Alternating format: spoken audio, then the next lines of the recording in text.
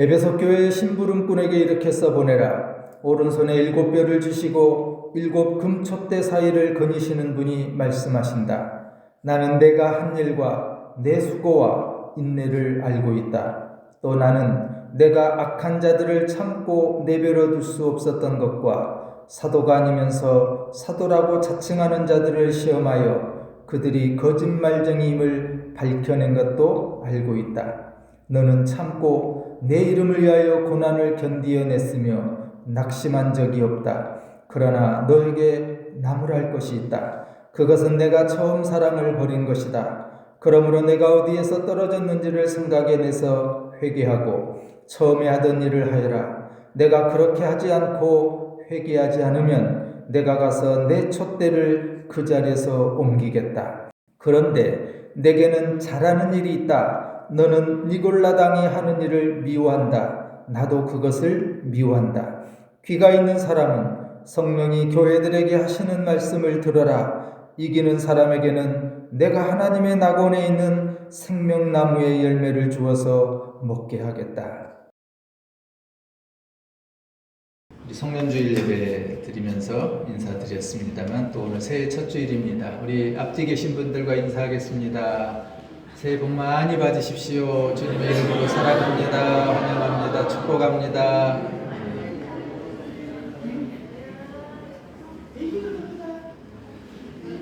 2026년 우리 교단 총회가 새로 주제를 정하고 한 해를 시작했습니다.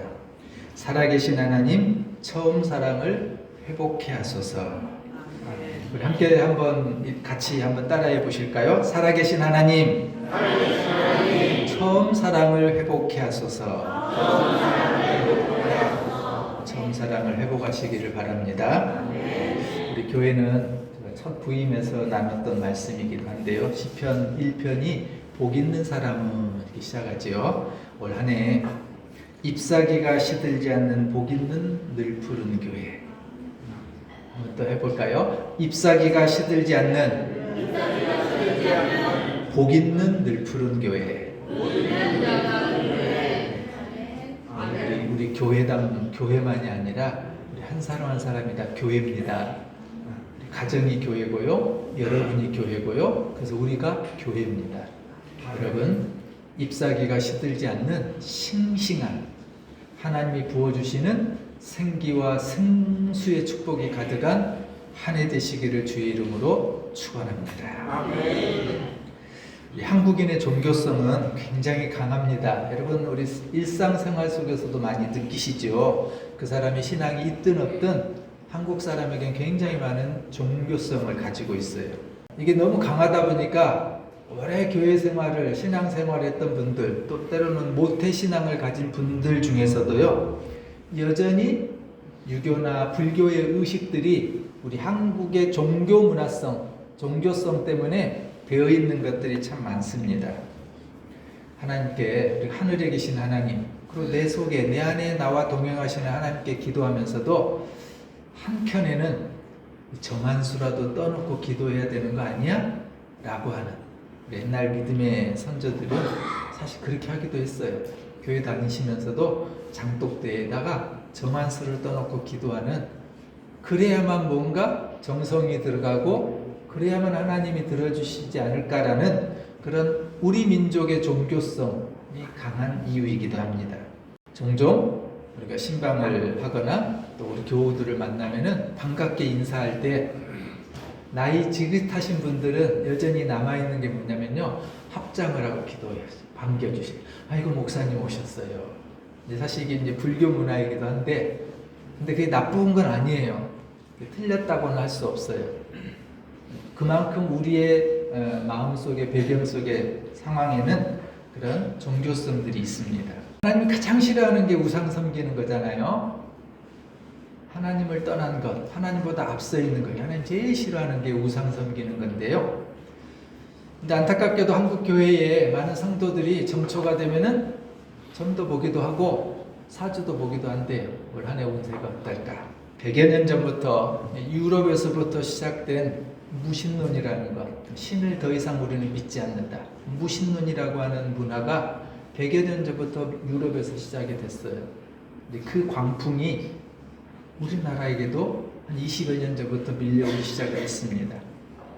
전 세계적으로 이렇게 우리는 신이 필요 없어, 하나님 필요 없어라고 하는 무신론이 나타낸 배경에는 우리가 지금 느끼고 있지만 과학 문명이 얼마나 많이 발달되어 있어요. 미래를 예측하기도 하고요, 알지 못하는 것들을 설명해 주기도 하고요, 굉장히 빠르게 발전하는 과학 문명 속에서 이제 더 이상 신은 필요 없다라고 하는 것이 무신론이 확산되는 전 세계적으로 이런 바람이 부는 배경이기도 했습니다. 살아계신 하나님 더 이상 믿지도 않고요, 예수 그리스도가 우리의 죄를 구원하시기 위해서 이 땅에 오셨고 십자가를 지시고 부활하셨다고 하는 사실을 믿지 않습니다. 과학 발전의 원인이기도 하지만 우리 인간 속에는 어떤 것들이 있냐면요, 인간의 죄성이 내가 내 삶의 주인인 것처럼 생각하고 내가 내 삶의 운명을 결정할 것으로 생각하는 인간의 교만함 때문에 이런 무신론은 빠른 속도로 확산되어 가고 있습니다. 또 하나, 세상에서 종종 들려오는 소식들, 교회를 향한 비난과 조롱의 이야기들, 교회가 뭐 왜 저래? 그리고 종종 언론을 통해서 뉴스를 통해서 우리가 접하기도 합니다만 교회 비리나 목회자의 도덕성의 문제가 땅에 떨어져서 많은 사람들이 이제 필요 없구나, 내 자신 믿지 뭐, 하나님은 필요 없어 라고 하는 것이 여전히 확산되고 있습니다. 그래서 우리 한국에도 어떤 종교도 관심이 없는 무종교인, 것이 기독교든 불교든 어떤 종교도 필요 없다고 생각하는 그 비율이 무려 60%가 넘고 있다라고 하는 통계도 나와 있습니다. 오늘 한국교회에 따라다니는 안타까운 단어가 있습니다. 교회 비판, 교회 폄하, 교회 조롱, 교회 멸시, 교회 불신, 교회 혐오라는 단어들. 왜 한국교회 하면은 이런 단어들이 붙기 시작했을까요? 특별히 많은 젊은 세대들이 교회를 향해서 혐오하고 조롱하고 비난하고 멸시합니다. 참 안타깝고요, 가슴 아픈 이야기입니다. 이런 현상은 교회가 교회답지 못했고 교회의 영향력을 잃어버렸기 때문입니다. 더 나아가서는 교회라고 하는 본질을 한국교회가 잃어버렸고요, 많은 목회자들이 교회의 본질에 대한 것을 잘 설명해 주지 못했어요. 수년 전부터 한국교회는 위기다라고 하는 얘기들이 들려왔습니다. 그런데요, 이제는 위기가 아니라 더 심각한 단어가 시작됐습니다. 한국교회는 멸종할 거다. 멸종이라고 하는 이 단어는요, 생태계의 한 단계의 종이 사라져버린 것, 그거를 멸종이라고 하거든요. 한국교회가 그렇게 생태계의 그런 흐름처럼 어느 한 단계가 지금 사라져버리고 있다는 거예요. 잘 아시겠지만 다음 세대가 지금 사라져버리고 있어요. 지금처럼 우리 한국 사회가 저출생률을 나타내고 있는데요, 지금처럼 앞으로 40년간 현재 추세대로 쭉 출생률을 유지한다면 30년 후에 한국교회에 남아있는 다음 세대가 12만 명 정도 될 거래요. 굉장히 심각한 얘기예요. 한국교회가 대략 5만 교회를 보고 있거든요. 12만 명이 다음 세대로 남는데요. 그야말로 중소도시 농어촌 교회에 있는 다음 세대가 전부 사라질 거라는 거죠. 그런 의미에서 교회는 더 이상 위기가 아니라 멸종 앞에 서 있다라고 얘기하는 겁니다. 이와 같은 교회 위기와 교회 멸종의 시대에 우리 교단은요, 살아계신 하나님 첫사랑을 회복해 주십시오. 심각합니다. 이제 우리가 정신 차리고 다시 살아계신 하나님을 만나고 그 살아계신 하나님을 통해서 우리가 예수 만났던 첫사랑의 그 감격을 회복해야만 소망이 있습니다 라고 하는 이 주제를 한국 우리 교단의 모든 교회가 함께 기도하자고 발표하고 그리고 내세웠던 겁니다. 그러면서 교단이 정한 말씀 가운데 느헤미야의 말씀도 있고 시편의 말씀도 있고 마태복음의 말씀도 있는데요, 특별히 요한계시록의 말씀을 통해서 오늘 첫 새해 주일의 이름과 이 말씀을 좀 나눠보려고 합니다. 또 종종 기회가 있을 때마다 이 네 본문의 말씀을 통해서 살아계신 하나님 첫사랑을 회복해 하소서라는 말씀을 나눌 예정입니다. 특별히 7교회에게 주셨던 요한계시록 2장과 3장에는 7교회에 주셨던 하나님의 칭찬과 책망의 말씀들이 나오는데요. 그 중에 에베소 교회의 책망을 통해서 이 첫사랑의 회복에 대한 말씀을 줍니다. 처음 사랑을 회복하는 것, 그게 바로 교회가 존재하는 이유고요. 다시 한번 우리가 살아계신 하나님을 향한 믿음으로 돌아가는 것이라고 하는 겁니다. 사랑하는 여러분, 회복의 첫 걸음은 살아계신 하나님의 회복부터입니다. 여러분, 우리가 고백하는 하나님은 살아계신 하나님입니다. 더 이상 소용없고 능력없고 쓸모없는 침묵만 하시고 아무런 우리에게 소망이 되지 못하고 기적을 주지 못하시는 그런 하나님이 아니라 여전히 하나님은 살아계신 하나님. 그래서요, 살아계신 하나님이라고 하는 이 고백은 우리의 믿음의 출발이고요, 그리고 우리 믿음의 마지막이 될 수 있습니다. 그리고 처음 사랑은 우리의 믿음이 시작된 자리입니다. 여러분, 예수를 어떻게 만나셨는지요? 모태신앙부터 예수를 만나신 분도 계시고요, 전도를 통해서 예수를 만난 분도 계시고, 우연찮게 뜻하지 않게 전혀 생각하지 못했는데 사람을 통해서, 직장을 통해서 예수를 만나고 이렇게 신앙생활을 하고 계시는 줄 압니다. 그러면서 여러분들이 예수를 만나고 생생했던 그 첫사랑의 감격을 여러분은 가지고 계신지요? 나도 모르게 눈물을 흘리고 내가 한 번도 알지 못했던 내 죄의 존재, 나의 상태를 하나님 앞에 고백하며 주님, 나는 주님 의지하고 주님 주시는 사랑 안에서 내가 살겠습니다, 라는 뜨거운 눈물을 흘렸던 첫사랑의 감격을 우리 모두는 가지고 있습니다. 처음 사랑을 회복한다고 하는 것은 사실 우리의 믿음의 뿌리를 회복하는 중요한 사건입니다. 사랑하는 여러분, 살아계신 하나님은 그렇게 우리의 첫사랑의 하나님이었고 우리의 믿음의 시작이었고 교회의 본질이었습니다. 그런데요, 이 하나님은 살아계셔서요, 우리의 모든 것을 도우시고 인도하시고 주장하시고 도와주시는 하나님만이 아니라 오늘 요한계시록의 말씀은 심판자의 하나님으로 등장합니다. 1절의 표현처럼요, 7뼈를 붙잡고 7 금촛대 사이를 거니시는 예수님의 모습은 그리스도가 세상과 교회에 살아계신 주관자이시고 심판자가 되신다고 하는 것을 보여줍니다. 우리는 압니다. 예수님은 불꽃 같은 눈동자로 우리를 살펴주시고 알고 계시고, 오늘 말씀의 표현처럼 주님은 모든 것을 다 헤아려 알고 계십니다.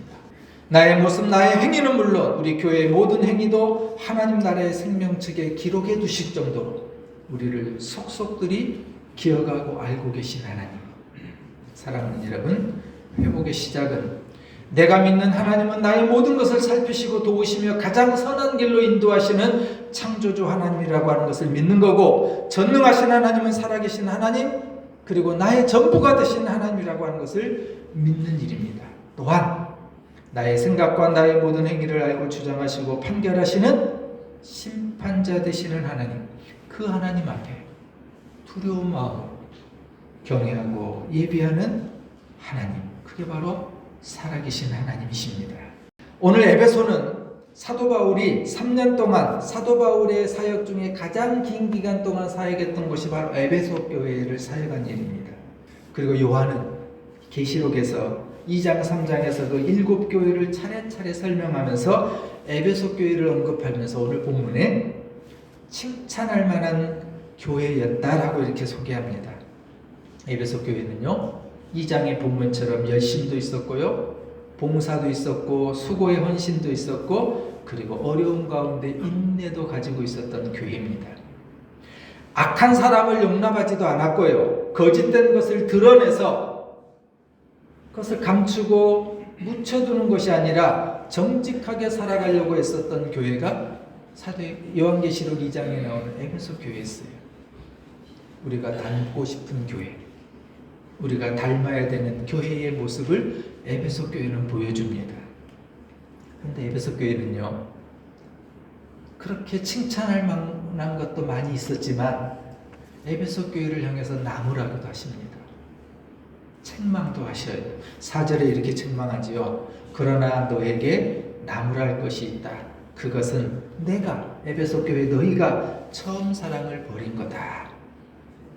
에베소 교회를 향한 주님의 경고는 처음 사랑을 버렸다는 겁니다. 또 5절에 가서 보면은 회개해서 처음 행위를 다시 가져라라고 그렇게 말씀합니다. 처음은 에베소 교회가 예수를 만나고 예수를 예배하면서 하나님 앞에서 신실하게 살았던 처음 가졌던 사랑의 모습입니다. 교회가 처음 출발하면서 그래 우리가 이렇게 믿고 그래 우리가 이렇게 구제하고 그래 우리가 이렇게 선교하고 그래 우리가 이렇게 서로 사랑을 나누고 용납하고 이해하고 용서하며 살아가는 아름다운 신앙의 공동체, 그 사랑의 열정이 있었던 교회가 에베소 교회였어요. 에베소 교회는 신앙의 열정이 뜨거웠습니다. 헌신이 있었습니다. 그래서 에베소 교회의 초대교회는 아름다운 공동체였다는 겁니다. 당시는 로마 제국이 지배하던 시대였거든요. 식민지 나라였으니까 박해도 많았고요. 박해가 많으니까 우리 백성들의 일반적인 삶은 팍팍하기도 하고 또 서로 경계하고 무시하고 이런 분위기들이 많이 있었던 거예요. 그러다 보니까 그들 가운데 미움도 시기도 생기고 분열도 일어나고 점점 에베소 교회가 가졌던 그 뜨거운 사랑의 열정이 식어 가버렸던 겁니다. 하나님을 향한 믿음도 이웃을 향한 긍휼도 성도들 사이의 섬김과 존중도 세상을 향한 책임감도 에베소 교회는 잃어버렸던 거예요. 오늘 요한 사도는 요한계시록 2장에서 에베소 교회를 향해서 말하면서 그 처음 사랑을 회복하라고. 그것이 살아계신 하나님 앞에서 우리가 다시 아름다운 교회 공동체로 살아가는 것이라고 그렇게 말씀하고 있었던 겁니다. 사랑하는 여러분, 한 해를 우리가 시작하면서요, 교단이 정한 이 표회의 말씀들을 우리가 나누면서요, 우리도 에베소 교회에 주셨던 이 말씀, 첫사랑을 회복하라는 것, 에베소 교회만이 아니라 오늘 우리에게도 주신 하나님의 말씀인 줄로 믿습니다. 그런 복음성가 있죠. 다음에 함께 불러보겠습니다만, 내가 처음 주를 만났을 때 2절에는 이런 가사가 있어요. 내가 다시 주를 만났을 때 죄악으로 몹쓸 병든 몸 조용히 내 손잡아 이끄시며 병든 자여 일어나거라. 눈물 흘리며 참여하였었네. 나의 믿음이 뜨거웠었네. 그러나 죄악이 나를 삼키고 내 영혼 갈 길을 잃었네. 하나님을 나의 전부로 고백하며 나의 마음을 뜨겁게 하였던 그 믿음을 회복하는 찬양이 내가 처음 주를 만났을 때라는 찬양입니다. 여러분, 교회를 향한 사랑이 식으면요, 우리가 드리는 예배는 형식이 되어버립니다. 나는 예배자입니다. 우리가 예배를 시작하면서 늘상 이 찬양을 지금 부르는 것은 내가 예배자로 주님을 만나는 예배, 주님을 높여드리는 예배, 그 예배를 우리가 회복하고 싶은 마음 때문입니다. 여러분, 우리 교회가 성장하고 부흥하는 길은 다른 데 있지 않습니다. 성도들이 서로 사랑하고 존중하는 것, 그것이 우리 교회의 성장과 부흥의 시작인 줄로 믿습니다. 처음 사랑의 이 본질은 하나님께서 살아계시다고 하는 사실을 믿는 것에서부터 출발합니다. 사랑하는 여러분, 첫사랑을 회복하기를 바랬던 에베소 교회를 주셨던 사도 요한의 이 말씀처럼 오늘 우리 교회가 우리 각자의 첫사랑, 우리 교회의 첫사랑을 회복하는, 그래서 하나님께서 부어주시는 놀라운 기적과 부흥과 성장을 경험하는 복된 늘 푸른 교회, 그리고 우리 가정 그리고 사랑하는 성도 여러분 되시기를 주의 이름으로 축원합니다. 오늘은 첫사랑을 회복하는 공동기도로 오늘 말씀을 마치겠습니다. 변함없는 은혜로 새해를 열어주신 하나님, 새로운 시간을 허락하신 은총에 감사드립니다. 올해도 저희들이 주님 앞에 정결한 마음으로 살게 하시고 고난의 순간에도 주님만 의지하며 기쁨의 순간에는 감사의 찬양을 올리게 하옵소서. 우리를 사랑하사 구원의 은총을 허락하신 하나님, 처음 복음을 들었을 때의 기쁨과 감격을 회복하게 하옵소서.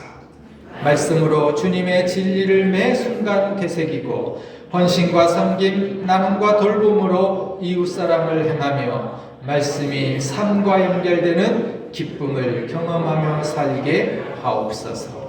시대마다 새로운 사명으로 기장교회를 부르신 하나님, 오직 생명은 주님께만 있음을 믿습니다. 우리가 먼저 주님의 빛을 따라 걸어가며 어두운 이 땅 진리의 길을 밝히는 등불이 되게 하시고 갈 길 잃은 이들에게 희망의 노래를 불러주는 귀한 역할을 잘 감당하게 하옵소서. 함께 기도합니다. 새로운 한 해를 시작하는 늘푸른 교회와 가정의 발걸음 위에 주님께서 동행하시고 힘주시기를 원하며 예수 그리스도의 이름으로 기도드립니다.